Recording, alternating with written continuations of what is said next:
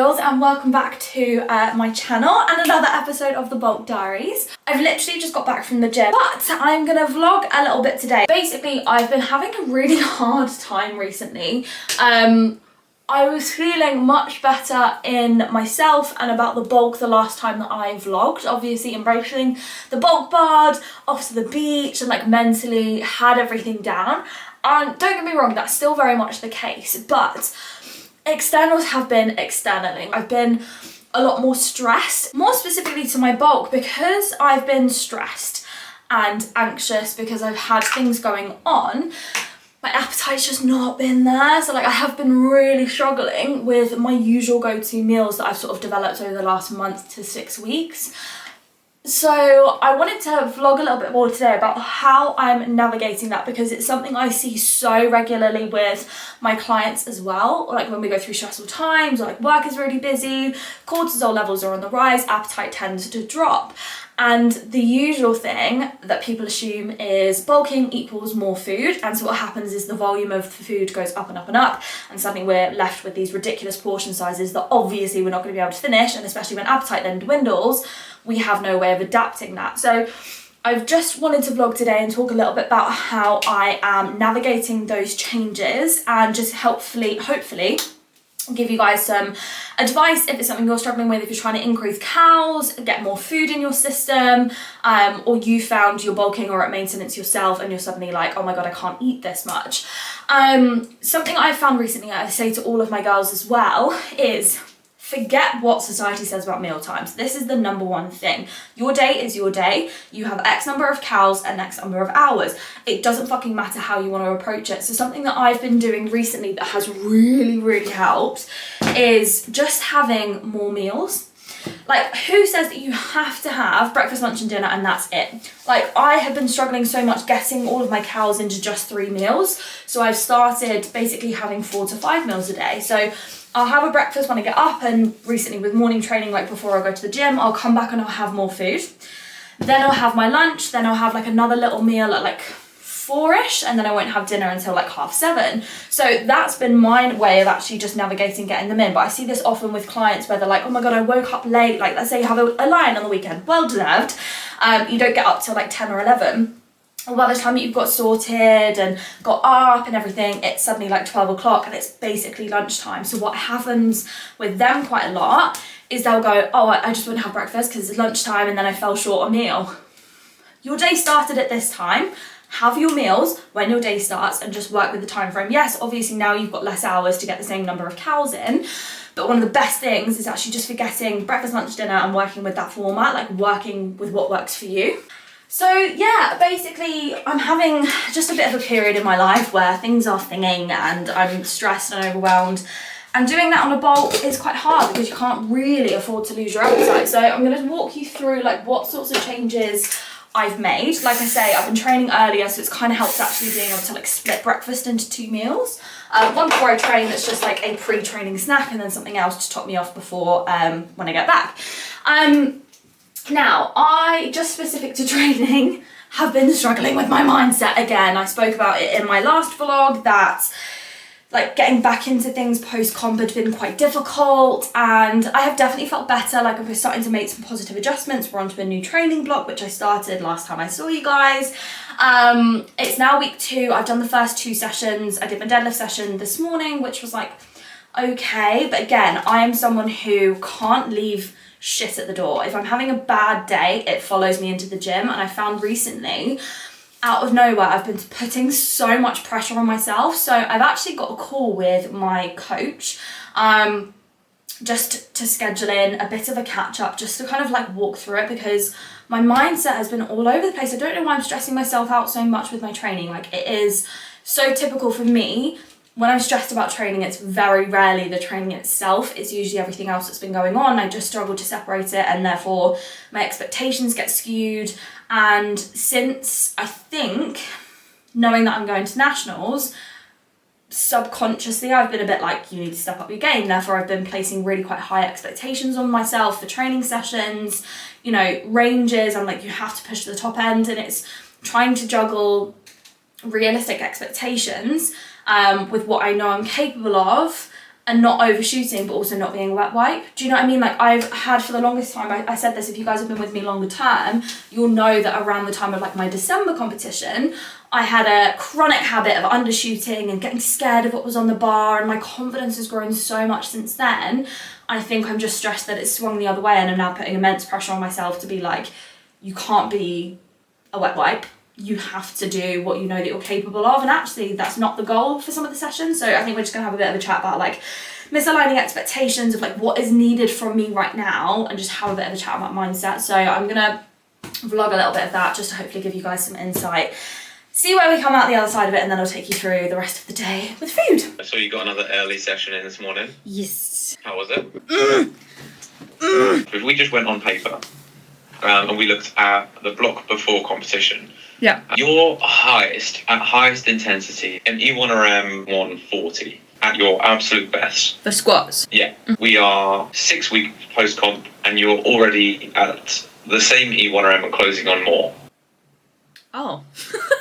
Okay. And then when we look at your bench, so your bench was sitting at 72, sometimes at 75, but like not frequently. Yeah. Week 1 of this block, E1RM matches the 75, last block ended at 75, so you are at your all-time strongest within 6 weeks of your all-time strongest, which is obscene.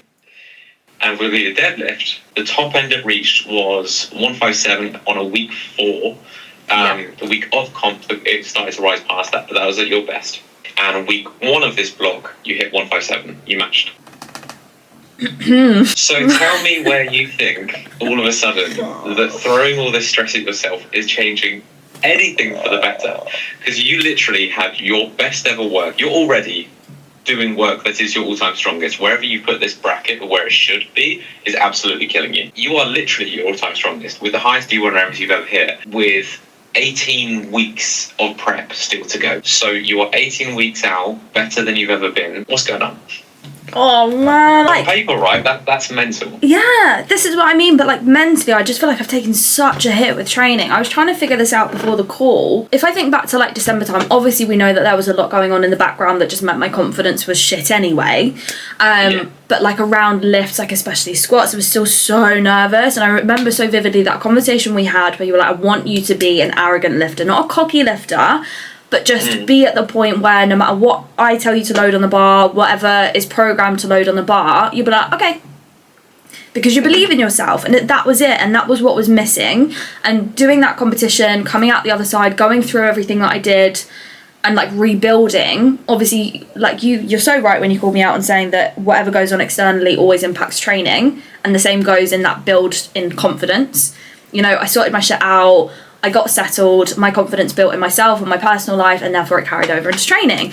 And from then on, like the build and the momentum into this last comp has been ridiculous. Scots have obviously been the best they ever have, and I felt really good and really confident. So I don't know if it was just maybe that I've not recognised that actually has been a bit of like a post-comp drop, which I experienced the very first one. Do you remember the very first one that we had together? Afterwards, I was a bit like, oh my God, I have no purpose. And it doesn't feel like it's that, because obviously now we're on the road to nationals, and I have a new goal like this far out, which is I've never had before in a competition, other than like, oh, when's the next one? But I just don't know where my expectations have got so misaligned, because I know that it's not a case of like 1RMs, it's so numbers oriented and you're going to be able to pinpoint exactly what you're able to hit, and it is top end. And then volume work, it's always going to be lower numbers but more volume. So I don't know if I'm just like seeing the top end and feeling like I'm really far away from it, but also knowing, well, you're not going to be close to it because it's fucking volume. Because if I was looking at, so you said about December, which is roughly the time frame the most similar to what we have currently. And so you had a pause deadlift, top set 4, you took 112. You took a set 3 first week at 125. So you're 12 kilos up on what you had been at that sort of time frame. Your squat, you took 95 for a top set. This time you took 110. So you're 15 kilos up. And then your bench singles, you took 55, and you're doubling 57. On the tempo work, you're doubling 57, same RPE. So you're undoubtedly stronger. I think the massive thing that changed was like, you were just doing the work. The comp was irrelevant, so I renamed your program because I think the idea of nationals is for some reason doing damage to you. Probably. But your decision making is clouded by a pressure of what should be happening. Yeah. Like, what's the big fear with nationals? Do you know what? It's not really been. I think it's just purely because it's a national event. It'll be the first time. But I have said this from the off, and I still absolutely feel good in saying that I'm like, I know I'm not going to be competitive, and that has been really freeing. So that I'm like, just go do you. Like, it's fine. But I think probably recently, that's also been creeping up on me in a negative way, because as great as that is, I literally just go do me. I think I'm also like, oh, but you could get on the platform and you could literally be like the weakest. Let's say you were absolute first out every single lift, first, second, third attempt, and then what? Like, what is the actual risk there? It is literally just where I'm in a negative headspace with everything else. I think it's just that fear of like embarrassment, or I don't know, but no one gives a fuck. Like, someone's got to do it. So what if it's me? It's your first nationals. You're in the open. So I think so we know that going to Nats, which is going to happen. Yeah. But that's one goal. Yeah. So like, where are all our other goals? Where are all the things that we're focusing on? Where's everything else that you can measure that you're being successful by? UNRM's matched the best they've ever been. You're repping more than you've ever touched. Where's our measure of being like, oh my God, that's so exciting? Are you aware that on week 2, you've hit a 157 UNRM on a pause deadlift? Yeah, that's true. So if I said 1 week ago where you were like, oh my God, stressed, all training feels a bit rough. And if I said by the end of this block, all training has the best markers you've ever had in your lifting life, I think the last block was worth it. I think you're doing pretty well. Yeah. That wasn't that enlightening. I need to give myself some fucking credit and a bit of a break, to be honest. So that speaks for itself, really, as to how training has been going, but how my mindset has been as a result. Oh, look. I got some of those bougie glasses off of Amazon. And they've even got lids on them, look. Look. They've got little holes in them, but they actually seal back up. Anyway, so obviously I was having a bagel while I was on the call. So I had some oats. Oh my God, this is chaos today. I had some oats before I went to the gym. I had a bagel when I got back. And I'm basically just going to have these like kebab things. So I always will rant and rave about making sure that you have just whole nutritious foods in your diet. But I'm just a girl. And especially as a vegan, I don't get to have much bougie stuff. And this is one of my favourite fucking things. So they've got shawarma kebabs, shawarma, one of the two, the kebab meats, or like the Greek style ones that you can have like gyros with, again, gyros, fuck knows. Anyway, those. So I thought I'd treat myself because Tesco's have a 3 for 2 deal on at the moment. So I got myself some of these. I have some pizzas that I need to use up, so I'm just basically gonna have kebabs for lunch. Biggest thing when it comes to bulking or upping your calories is not like boxing yourself in. Like, more little and often meals are always going to be the best way to approach it. So yeah, I'm basically having like 4 or 5 meals at the moment. So I'm gonna have lunch now. I've got a rough plan. I actually didn't plan today that well, but I've got a rough idea of what I need to hit. But again, planning all of your meals in advance, getting it into MyFitnessPal or whatever tracking app you can, eyes wide open. If you are trying to hit cows, the worst thing that you can do for yourself is like get a few meals behind you, input your cows in at the end of the day, and then go, fuck, I'm well behind. Because what good is that going to do you? Either you're then going to have to cram at the end of the day when you're already full, or you're simply not going to hit your cows. So I have obviously been making the conscious effort to make sure I'm getting everything in advance. Today's one of those days where I haven't done that, but I've still got plenty of time to make it up if I do. And now that I'm actually in the habit of having like multiple meals, not just 3 a day, I'll be fine. So basically I'm going to pop everything in a second and then just have a rough idea of what I need to hit and therefore what I shall be eating for the rest of the day. So yeah, top tips. Stop boxing yourself in with just breakfast, lunch and dinner. If you can do it in that, then amazing. If it fits your lifestyle, then amazing. If it doesn't, the plan isn't working. And what do? We change the plan, because why would you commit yourself to something that isn't working for you and not allowing yourself to hit what you needed to hit? And if we want to hit big girl lifts, we have to eat big girl meals. So it's just making, I haven't got a bin liner in there. So it's just about making sure you are doing things in the best way for you, and that will look different for everyone. This is obviously just based off of my own experiences, but also things that I have seen with clients as well. So make sure you know that you have a foolproof method. These are your targets. This is what you've got to hit every single day. Is the way in which you're planning your days or going about your days actually allowing you to do that? If the answer is no, you need to change the plan. Obviously, bulking and like cutting is not what I would recommend all year round, because you're just fucking yo-yoing between the two. The standard, to be honest with you, should be maintenance for the majority of the year. If bulking works for you and you want to do that over a prolonged period of time to actually give yourself, you know, time to have the results, or you're doing something like a lean bulk for a longer period of time, then amazing. Cuts or deficits should absolutely be kept to a minimum, and should not be the standard. You're not also doing a bulk so that you can cut and constantly chasing that. The standard should be maintenance. But just using the examples of deficits and cuts, that's why the majority of people who have had experience in doing them, don't do them all the time, but have had experience in doing them, will agree with me in saying that you should absolutely have different approaches to both of them, because they require such different things. So for example, bulks, you're probably going to have more meals because you've got more cows to get in, or you might just have 3 huge fucking portions and just accept that your portion sizes are going to be ridiculous if you can stand that. You're also going to be looking for more calorie dense options, because we want to make sure that what we're having is actually going to hit those calories. So for example, you're not just going to have like the same meals that you would in a deficit, but just like triple the portion. I mean, some people might, you do you. If that's what works for you, then great. But it's obviously not going to be the most optimal for the majority of people, and you're not going to be having meals every hour. So the likelihood is you're going to have different approaches for deficits and bulks. And if you're not, if you are literally just doing what I've said, but you are finding it hard to hit your cows, that's probably where you're going wrong and what I would suggest changing. So obviously with bulking and maintenance, the really lovely part of that period is that you are going to have more food freedom. So I always would suggest making sure that you are having things that you enjoy, that you're eating out, etc., but you're still planning it in.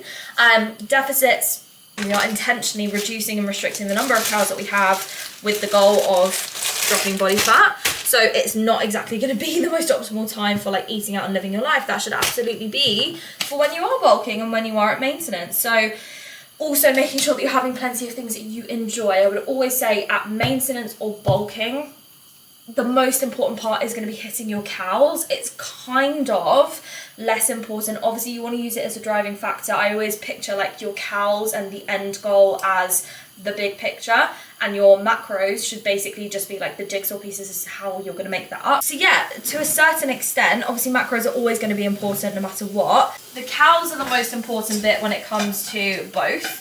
But macros are more important when you're in a deficit. They're always going to be important, but more important when you're in a deficit, because you have to make sure you're giving your body what it needs because it's in a deficit. But obviously that accuracy is going to determine the end result a lot better. Macros are always important, including in a bulk and at maintenance, but slightly less important. So remember, calories is the top priority. If you are someone that's currently bulking, make sure you hit your calories. If you have the odd day where fats are lower, fats are higher, carbs are under, carbs are over, proteins, like it's not the end of the world. Consistency is the most important thing. Calories are top priority. So my point is make the most of a bulk or maintenance for things like eating out, for things like social occasions, and just for actually enjoying yourself. Take the pressure off of being perfect every single day. All the more important when you come into a deficit, of course, but because it isn't the standard, because it should just be for a short period of time, mentally much easier to grapple with. Bulks, maintenance, they are the long haul version, so make sure that you're building in time to enjoy stuff. So with that in mind, yeah, I'm basically having kebabs for lunch. See where I'm at with calories and macros for the rest of the day and kind of build around that. I should be absolutely fine, and actually my fibre is a fair bit lower today, so I am thinking I'm probably going to have pad thai. and see where we go. But that's kind of how I've been approaching things. I just wanted to give you a little bit of insight, to be honest, into the day. But I'll let you know what I have for dinner. Blitz, training catch up, bit of a brutal calling out that I needed, but I thought I would just document anyway because it has been impacting things. But just some top tips, to be honest, with how to navigate a bulk, especially if you're someone who is struggling with actually getting the calories in and appetite and things like that. But let me know in the comments if there is anything else that I can help with as I navigate this myself, and obviously actively tracking calories throughout that to make sure that I'm being nutritious in doing so. Remember that being in a bulk is not just an excuse to eat like shit, and if you're eating like shit, don't just use "oh, I'm bulking" as the excuse. Nutritious, whole, healthy foods throughout, no matter what phase you're in. We are literally just looking for higher calorie density in a bulk than we would do when we're in a deficit. That's it. But we can still have a bit of shit every now and again. If you want some chocolate, if you want some cake, build it in, it's fine. You don't have to be 100% perfect, 80-20, but still make sure that you are feeding your body healthy shit, okay? I can't sing. Right, I've just finished up on checking calls for the day. It's 6:30. I did actually have a protein yogurt just to top off my protein because it was a little bit lower today. But I'm going to go to my boyfriend's and we're going to make dinner together. Obviously I mentioned earlier, I think I was going to have like pad thai. I've checked my macros and I don't quite have the fibre for the protein that I was going to have, so I'm going to sub it for tofu. So dinner didn't really go as planned. We had, well, you didn't. Kind of had like no carbs left, so he ended up having the tofu filling in a wrap with like 20 grams of peanut butter on top. 40 grams. 40 grams of peanut butter? Yeah, it's so much. And then I had like half a bar of dark chocolate because I was running out of fat. So yeah, didn't really go to plan. I had it, but I overdid it on the noodles, so my ratios were off. And we've both been very emotional today. So it turns out that this t-shirt was basically right on the money. And it's a pretty good summary of dinner making, so I did not vlog, basically. Anyway, thanks for watching. Oh, it's halfway, by the way. I've completely forgot to say this earlier. I'm halfway through my bulk now. So I will see you next time for the next episode of the Bulk Diaries. Actually, that was serious. Aww. I hope everyone else does too. Like, subscribe, comment, and I'll see you next time.